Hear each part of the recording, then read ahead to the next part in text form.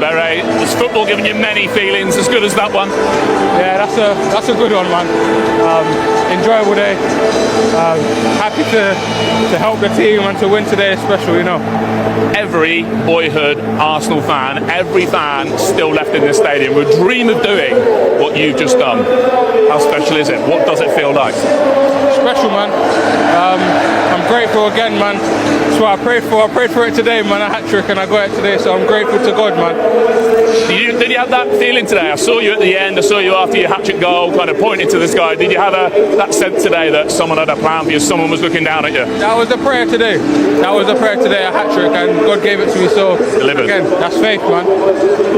And I know you're all Arsenal, your family, and I believe you're over there by that over and over again sign, so who else is here from the Eze family to enjoy that? All my family's here, man, again, so it makes it even more special today in front of them. And of course, had the summer worked out differently, you could have had a different shirt on today. Let's not speak about that. I thought you might say that. Pick of the goals. They're all good, man. I don't know. Maybe the second one, man. That was my favourite. Why? Just the timing of it was just the right time, and yeah, man. Honestly, it's a special. All of them are good for me because I know that I've been working on it, the process to get in those positions. So yeah, it's worked out. The senior hat trick as well, I think. Yeah, it is. Again, two quite a few times. Not a bad time to get the hat trick. Yeah, special, man. As I said, words can't explain this one today, man. Well done. Look, you're the player of the match as well.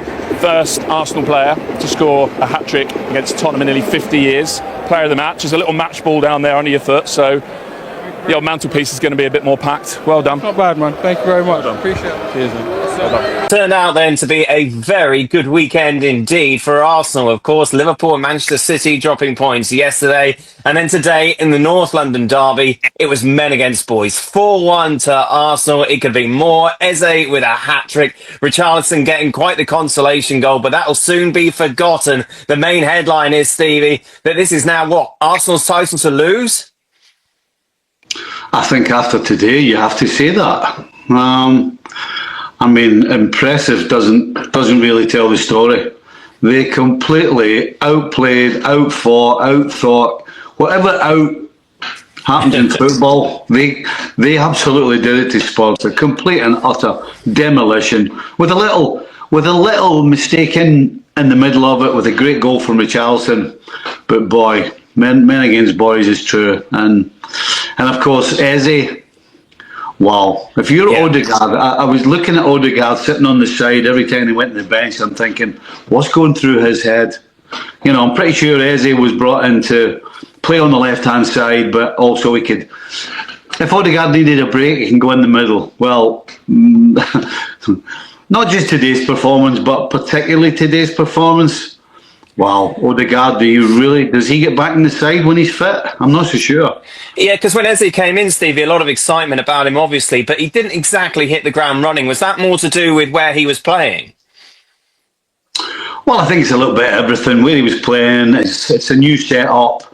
You know, he's playing in an area of the field for a period of time that he never got the opportunity to do with Palace. You know, he was from left to middle, and he walked up and down, and he managed to score some fantastic goals. But you know, there were goals that he had an opportunity, maybe a couple of times if he's lucky in a game. Whereas when you're playing with Arsenal, it's a whole different look, and so that's why it took him a little bit of time. But you saw today what he's capable in that central area. And I think what separates him from Odegaard, yes, Odegaard has that little eye for a little ball. Eze has a little bit of that. But I tell you what, Eze has in his locker that Odegaard doesn't have is goals. And to me, that's what the game's about. What was interesting today, Stevie, and of course you were part of those Liverpool sides that were so successful back in the day, was that half an hour in, it was such a dull game. Nothing had happened. But there's always that feeling with Arsenal now, compared to other seasons, that there's just going to be that little moment of magic, that little bit of inspiration that will see them take the lead and get across the line. Yeah, you know, the feeling of you're in total control without being cocky and arrogant about it is exactly what Arsenal have right now. And yes, we've just been waxing lyrical about Eze, and of course Saka gets a lot of plaudits and the back line does, and Gabriel. But Trossard on that left-hand side is one of those unsung hero type guys in a great team that not only does the work but actually creates. He does get a little fortunate, Trossard, with the first goal because it does come off a Tottenham leg and goes in the net. But he's also got an assist for Eze. I mean, the guy's just a pain in the backside of any team that he plays against. Again, one of those unsung heroes. And as I said, not only Odergard sitting on the bench, but anybody else sitting on the bench is looking at this side and thinking, am I going to get a game? What a position to be in if you're Arteta. We talked obviously after the Sunderland game, and we're like, a little bit of frailty maybe there from Arsenal. Why didn't Spurs approach the game like Sunderland did 2 weeks ago? Well, they don't really have the personnel, to be honest. Richarlison played in that role on his own to start with. But after that, they don't have players that want to play that way, can play that way. And even if they were asked to play that way, could they really do it? I don't see it. I don't... we said on our ESPN FC show that Arsenal are not going to be subjected to what they got against Sunderland away. Maybe Brentford. After that, everybody either is going to try and play football, but cannot play that physical game the way that those two sides I mentioned can. So, it was a little blip, but again, for anybody who had that little doubt, you saw today what they're about. This is a big game. Derbies are different. Regardless of form, derbies are different. But you saw today that this Arsenal side, regardless of what's put in front of them, regardless of what's on the game, regardless of the situation, they just play the way they play. And again, that's what the best teams do. They let the other side worry about them, and they go on that field, and this is what we do. And you're going to have to stop us. Again, to be part of that is a fantastic feeling. When you step on the field and you just feel it in your bones that regardless of what the opposition throws at you, ain't going to be good enough. That's what this Arsenal team's like right now. Where did Spurs go wrong today, Stevie? I don't think they got anything wrong. They're not capable. They're not good enough to beat Arsenal. They're organised, but they weren't good enough. The short amount of times they had on the ball, they weren't creative enough in order, to keep it, never mind create stuff. And they have got possibly 10 players that may have started in this game injured. I never expected much from them. I don't think anybody did. And I don't think you can really look too much to Spurs today. I think you've just got to look at Arsenal and admire and be impressed about how they go about it. And absolutely 100%, they are big, big, big favourites to win the Premier League. And as you started with, is it theirs to lose? Absolutely. Steve, you got Chelsea next week. Obviously, it could be 9 points. Yeah. You're always hesitant to say that would be it. You really are. Because we've got the whole season to talk about. I know, but you just get a feeling that Arsenal have got too much for anybody and everybody, home or away. I mean, it's almost like watching the Bundesliga with Bayern, because right now we're in a position where you're going, who's going to challenge them? And I think we're getting close to that in the Premier League this season. There are too many other teams who are capable of dropping points, who have dropped points, who will drop points between now and the end of the season. All of these things are not something that we're talking about and saying about Arsenal. Hey, Stevie, you mentioned Bayern. That's Wednesday. Arsenal against Bayern in the Champions League. Great stuff. Yeah, great game. Should be a great game. Both sides will be going to win it. Bayern will be trying to win it. So I think we can expect a humdinger. Thank you very much for that analysis. That's fantastic. For Spurs, what is their aim this season? They have Europe. They got to try and get and be in Europe. They've shown previously this season that away from home they can pick up points. You got to think that eventually they have to start picking up points at home. And with everybody, I was going to say the top 10, but probably maybe further down. Teams are capable of beating anybody, quite frankly. And apart from Liverpool, that is. So, so yeah, they by hook or by crook have to look and trying to be in the European spots, but certainly they need to start picking up points soon. But I'm sure they will. We were clutching at straws, weren't we, in the international week, looking at Arsenal, going, oh, Gabriel's injured. How are they going to cope without one of their talisman at the back? Obviously, it was no problem today. Where could there be a problem for Arsenal going forward?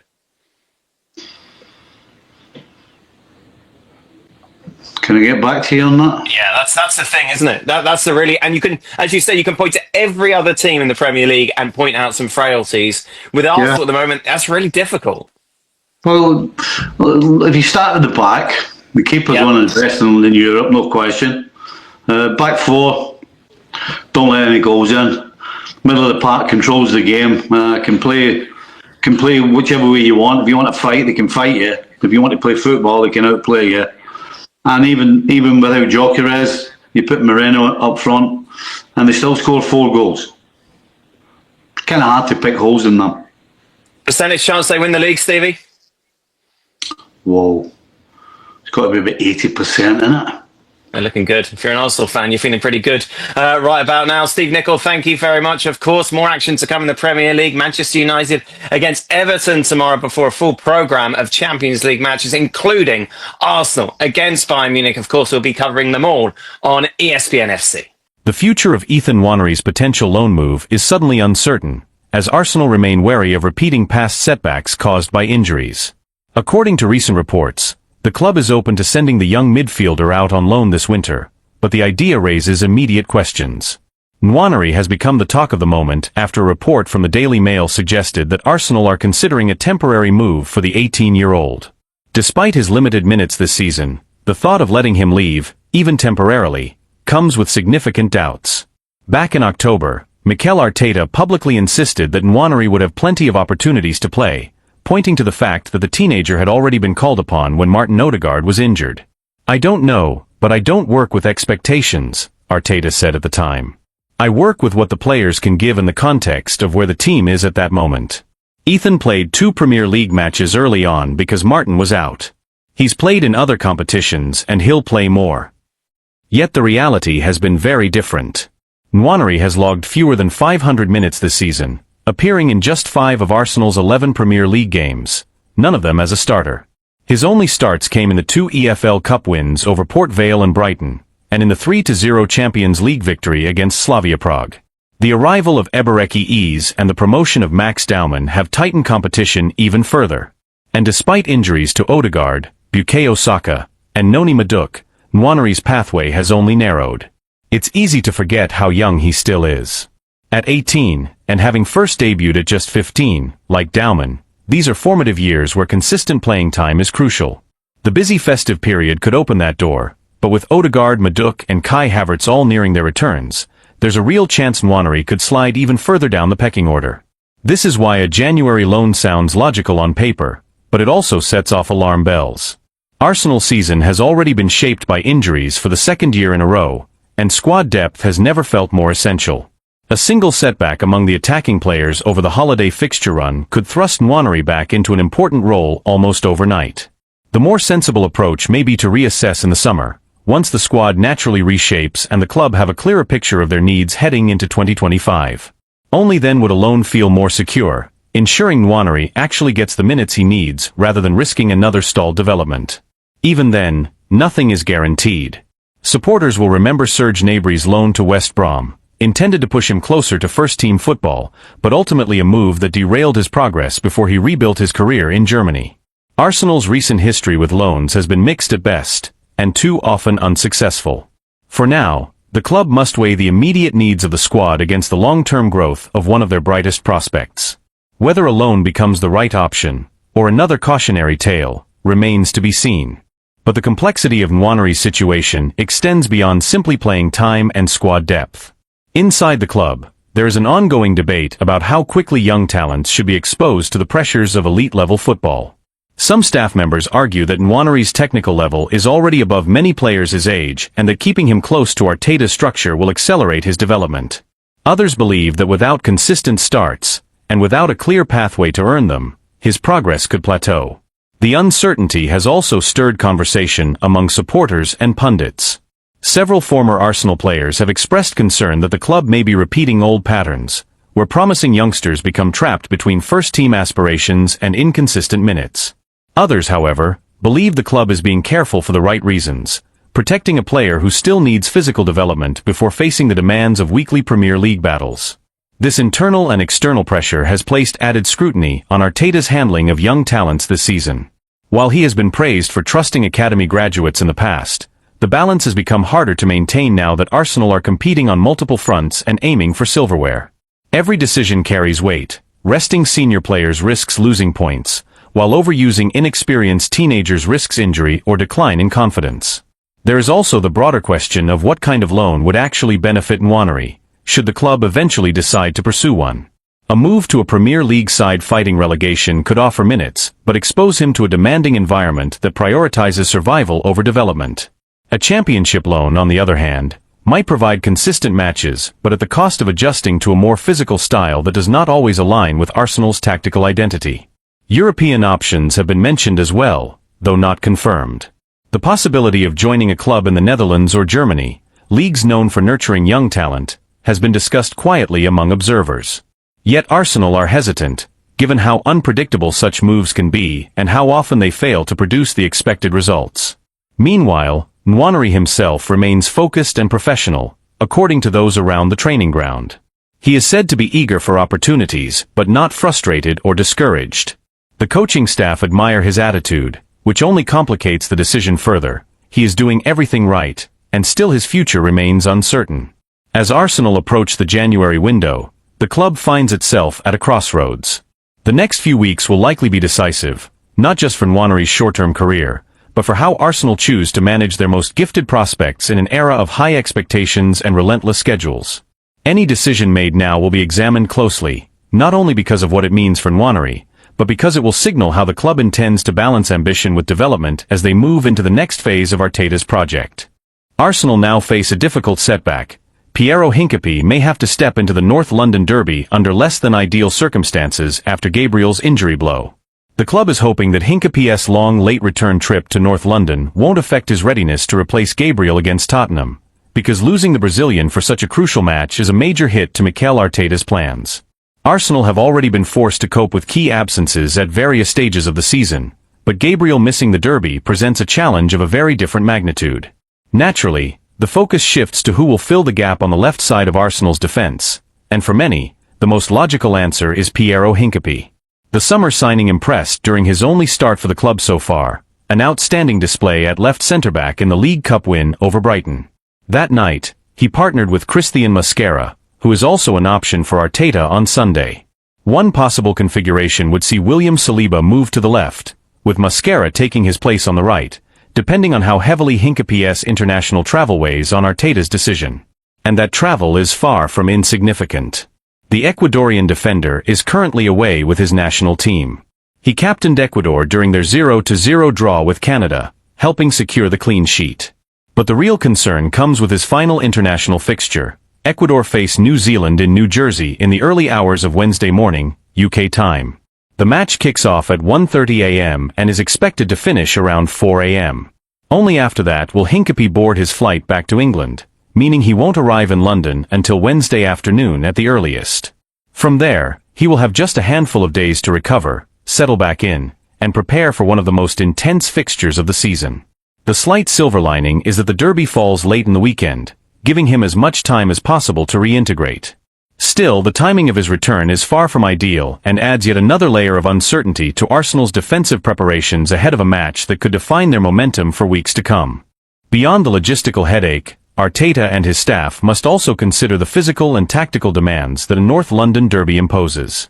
It is not the sort of match where a defender can arrive underprepared, particularly against a Tottenham side that has looked sharp in attack this season. Any hesitation, any lapse in intensity caused by travel fatigue, could be costly.